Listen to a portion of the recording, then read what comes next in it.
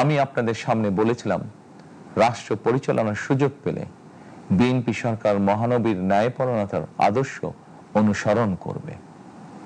আমি মনে করি বিএনপির সংসদীয় দলের এই সিদ্ধান্ত ন্যায়পরায়ণতার আদর্শেরই একটি অন্যতম প্রতিফলন।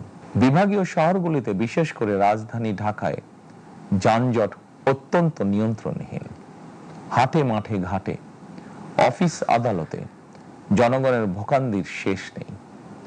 জনজীবনের নানা ক্ষেত্রে জনদুর্ভোগ লাঘব করা না গেলে জনমনে স্বস্তিও ফিরবে না। রাজধানীতে জনসংখ্যার চাপ কমাতে বিকল্প ব্যবস্থা গ্রহণ করা জরুরি হয়ে পড়েছে। মানুষ তার নিজ জেলায় কিংবা নিজের বাসা বাড়িতে থেকেও যাতে সহজভাবে সঠিক সময়ে অফিস আদালত ব্যবসা বাণিজ্য করতে পারেন, সেই লক্ষ্যকে সামনে রেখেই সারা দেশে রেল যোগাযোগ ব্যবস্থা ঢেলে সাজানোর উদ্যোগ নেওয়া হচ্ছে। এই পরিকল্পনার অংশ হিসাবে প্রথমেই রেল, নৌ, সড়ক এবং সেতু মন্ত্রণালয়ের কার্যক্রম পুনর্বিন্যাস ও সমন্বয় করা হচ্ছে। সারা দেশে রেল যোগাযোগ ব্যবস্থার সহজ, সুলভ এবং নিরাপদ করা গেলে একদিকে যেমন জনগণের শহর কেন্দ্রিক বা নগর কেন্দ্রিক নির্ভরতা কমবে, অপরদিকে পরিবেশেরও উন্নতি হবে।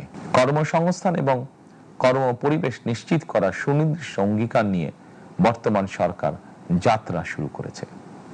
প্রিয় দেশবাসী, দীর্ঘ 18 বছর পর দেশে ফিরে গত বছর 25শে ডিসেম্বর আমি বলেছিলাম, দেশ এবং জনগণের জন্য আই হ্যাভ এ প্ল্যান।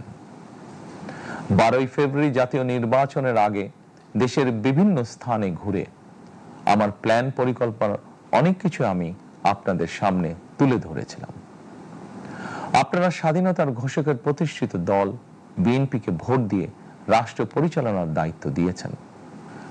সকল পরিকল্পনা বাস্তবায়নের সুযোগ দিয়েছেন। এখন এই সুযোগকে কাজে লাগিয়ে সকল অঙ্গীকার পূরণ করার দায়িত্ব বিএনপি সরকারের। আমরা আমাদের পরিকল্পনা এবং প্রতিশ্রুতি বাস্তবায়নের কাজ শুরু করে দিয়েছি ইনশাআল্লাহ। অঙ্গীকার পূরণের এই যাত্রা পথে আমরা ভবিষ্যতের দিনগুলোতেও আপনাদের অব্যাহত সমর্থন প্রত্যাশা করি। প্রিয় দেশবাসী, সরকার প্রধান হিসাবে আমি দেশবাসীর উদ্দেশ্যে একটি বিষয়ে প্রতি দৃষ্টি আকর্ষণ করে বলতে চাই। নবগঠিত সরকার গঠনের সুযোগ দিতে যারা বিএনপিকে ভোট দিয়েছেন কিংবা দেননি, অথবা কাউকেই ভোট দেননি, এই সরকারের প্রতি আপনাদের সবার সমান অধিকার।